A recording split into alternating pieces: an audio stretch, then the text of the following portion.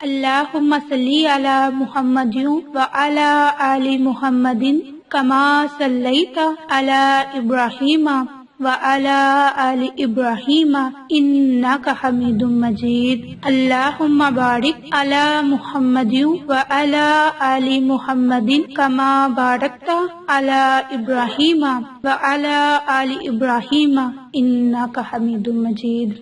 اللہم صلی علی محمد وعلی آل محمد کما صلیت علی ابراہیم وعلی آل ابراہیم انک حمید مجید۔ اللہم بارک علی محمد وعلی آل محمد کما بارکت علی ابراہیم وعلی آل ابراہیم انک حمید مجید۔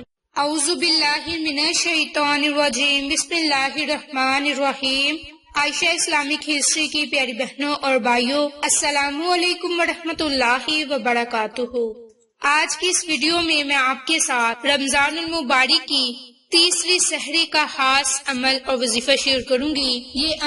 یہ وظیفہ آپ نے حروف مقطعات قاف، ہا، یا، عین، صاد ان قرآنی کلمات کا آپ نے عمل اور وظیفہ کرنا ہے۔ انشاءاللہ اس کی برکت سے آپ کو بہت سے فائدے حاصل ہوں گے، جو آج کی اس ویڈیو میں آپ کے ساتھ ان قرآنی کلمات کے پڑھنے کے 5 بڑے فائدے اور معجزات شیئر کروں گی۔ میری بہنوں اور بھائیوں، اگر آپ اس عمل کو رمضان کی تیسری سحری کرتے وقت ان کلمات کے ساتھ اللہ سے ان جائز مقاصد کے لیے دعا مانگیں گے تو آپ کو آپ کے مقاصد میں کامیابی ملے گی۔ میری بہنوں اور بھائیوں، اسلامی سال کا یہ نامہ مہینہ رمضان المبارک کا مہینہ ہے۔ اس کے متعلق نبی پاک صلی اللہ علیہ وآلہ وسلم کا ارشاد ہے کہ یہ اللہ تعالیٰ کا مہینہ ہے۔ رمضان المبارک کی فضیلت کے بارے میں ایک حدیث میں آتا ہے کہ حضرت ابو ہریرہ رضی اللہ عنہ نے فرمایا کہ نبی پاک صلی اللہ علیہ وآلہ وسلم کا ارشاد ہے کہ جب رمضان کا مہینہ شروع ہوتا تو آسمان کے دروازے کھول دیے جاتے، اور ایک روایت میں ہے کہ جنت کے دروازے کھول دیے جاتے اور جہنم کے دروازے بند کر دیے جاتے، اور شیاطین زنجیروں میں جکڑ دیے جاتے۔ ایک روایت میں آتا ہے کہ رحمت کے دروازے کھول دیے جاتے۔ باحوالہ بخاری اور مسلم۔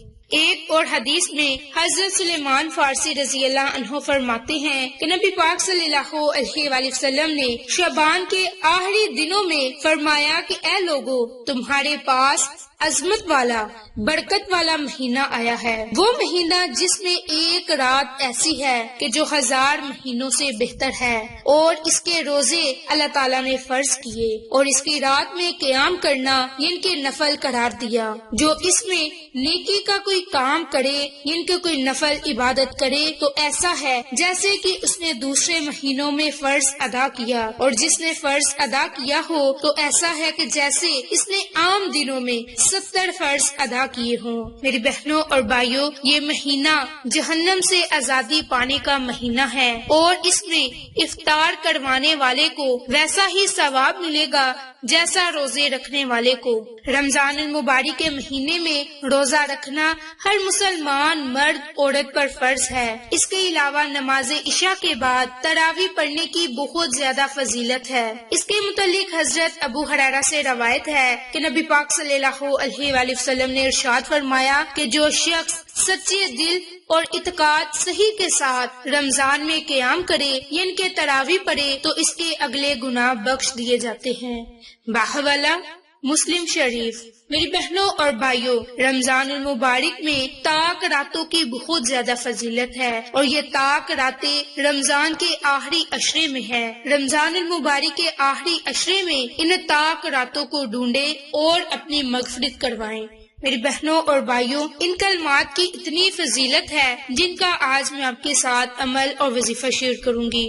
میری بہنوں اور بھائیوں، یہ آیت سورۃ مریم کی آیت مبارک ہے جس کا عمل اور وظیفہ آپ کے ساتھ شیئر کرنے جا رہی ہوں۔ تو اس کا سب سے پہلا عمل، پہلا وظیفہ خاص طور پر ان تمام بہن اور بھائیوں کے لیے ہے جو کہ اپنے کاروبار کے لیے انٹرویو دینا چاہتے ہیں اور اپنے انٹرویو میں کامیابی چاہتے ہیں تو اس کے لیے آپ اپنے مقصد کو ذہن میں رکھتے ہوئے اس عمل کو، اس وظیفے کو رمضان المبارک کی سحری کرتے وقت لازم کریں۔ اس کے لیے آپ نے سب سے پہلے 3 مرتبہ درود پاک پڑھنے کے بعد آپ نے صرف 7 مرتبہ قاف، ہا، یا، عین، صاد ان قرآنی کلمات کو، حروف مقطعات کو، سورت مریم کی پہلی آیت کو آپ نے صرف 7 مرتبہ پڑھنا ہے۔ انشاءاللہ اس عمل کی برکت سے کامیابی آپ کے مقدر ہوگی۔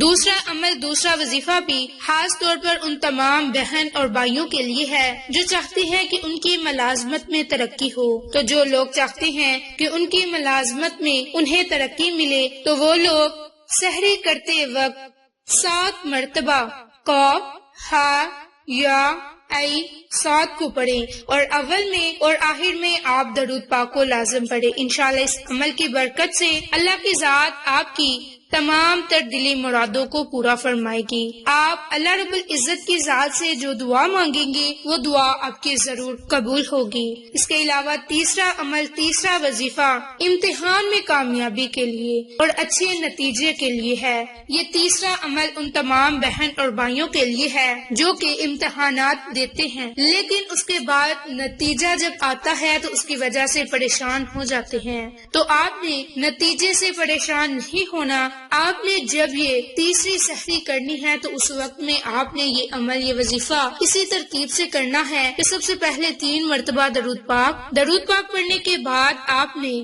7 مرتبہ قاف، ہا، یا، عین، صاد ان قرآنی کلمات کو پڑھ کر اللہ سے دعا کرنی ہے۔ اس کے بعد چوتھا عمل، چوتھا وظیفہ ان تمام بہن اور بھائیوں کے لیے ہے جو کہ چاہتے ہیں کہ ان کی ہر حاجت پوری ہو، حاجت چاہے رزق کے متعلق ہو یا پھر دولت کے متعلق ہو، مقصد آپ کا جائز ہونا چاہیے۔ اس مقصد کے لیے آپ یہ عمل، یہ وظیفہ سحری کے وقت ضرور کریں۔ انشاءاللہ اس کی برکت سے آپ کو بہت سے فائدے حاصل ہوں گے۔